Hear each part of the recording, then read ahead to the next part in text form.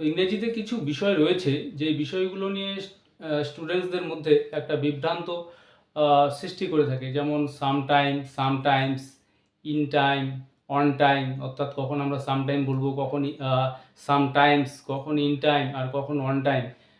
অনেকের কাছে বিষয়গুলো একই রকম মনে হয় বা ভুলভাবে একটার জায়গায় আরেকটা ব্যবহার করে ফেলে স্টুডেন্টরা। তো এই বিষয়টা আজকে তোমাদের আমি ক্লিয়ার করে দিব যে তোমরা কখন সেন্টেন্সের মধ্যে ইন টাইম ব্যবহার করবে আর কখন অন টাইম। তো মূল ক্লাসে যাবার আগে তোমাদের সবাইকে আমার আন্তরিক অভিনন্দন, কারণ আজকে আমার এই চ্যানেলটি 1000 সাবস্ক্রাইবার সম্পূর্ণ করেছে। তো এটা তোমাদের ভালোবাসার জন্যই সম্ভব হয়েছে।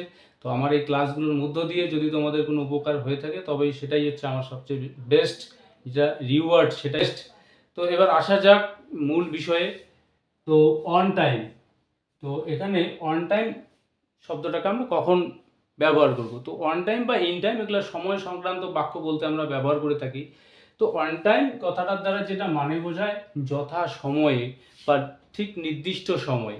তো স্কুল মিটিংয়ে যেটা আগে আলোচনা করে ঠিক করা হয়েছিল যে মিটিংটা আগামীকাল হবে 3টার সময়, তো ঠিক 3টার সময় যদি মিটিংটা অর্থাৎ সময় মতো বা নির্দিষ্ট সময়ে শুরু হয়, তো সেক্ষেত্রে আমরা অন টাইম বলবো।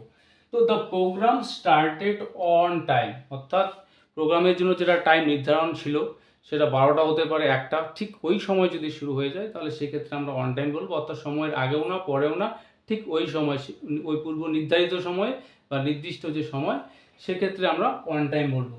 আরেকটা সেন্টেন্স এখানে এক্সাম্পল হিসেবে আমি বলেছি, he went to school on foot but reached on time. সে পায়ে হেঁটে স্কুলে গিয়েছিল বাট সময় মতো, অর্থাৎ যে টাইম স্কুলের সেটা 11টা বা 10:30, ঠিক সেই সময়টাতেই সে পৌঁছেছিল। তো ইন টাইম, তো এবার ইন টাইম শব্দটাকে আমরা দুভাবে ব্যবহার করতে পারি ইন টাইম, দুটি ক্ষেত্রে। তো একটা হচ্ছে সময়ের মধ্যে, অর্থাৎ কোনো নির্দিষ্ট সময়ের মধ্যে।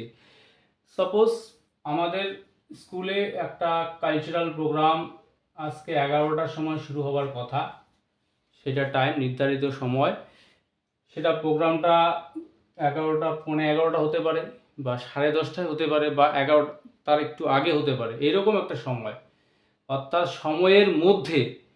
সেক্ষেত্রে বা সময়ের পূর্বে যখন আমরা বোঝাই তখনই আমরা ইন টাইম বলবো। তো এখানে she could complete the work in time, অর্থাৎ যে তাকে যে সময়টা দেওয়া হয়েছিল হয়তো তার কিছুটা আগেই বা সময়ের মধ্যেই সে সেটাকে শেষ করে ফেলেছিল। তো এরকম ক্ষেত্রে আমরা ইন টাইম বলবো। বাট অন টাইমটা হচ্ছে ঠিক নির্ধারিত সময়ে, অর্থাৎ এই হচ্ছে মেনলি অন টাইম এবং ইন টাইমের মধ্যে যেটা বেসিক যে পার্থক্যটা।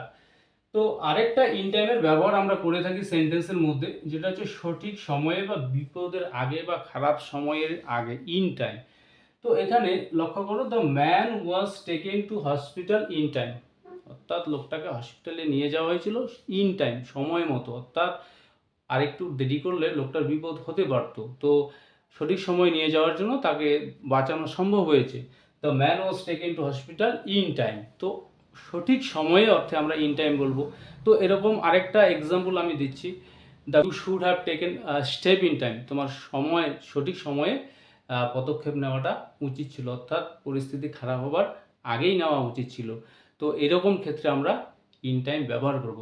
তো আশা করি আজকের এই ক্লাসে এই যে ইন টাইম এবং অন টাইম, এটা দেখার পর তোমাদের এই ইন টাইম অন টাইম নিয়ে আর কোনো সমস্যা থাকার কথা নয়।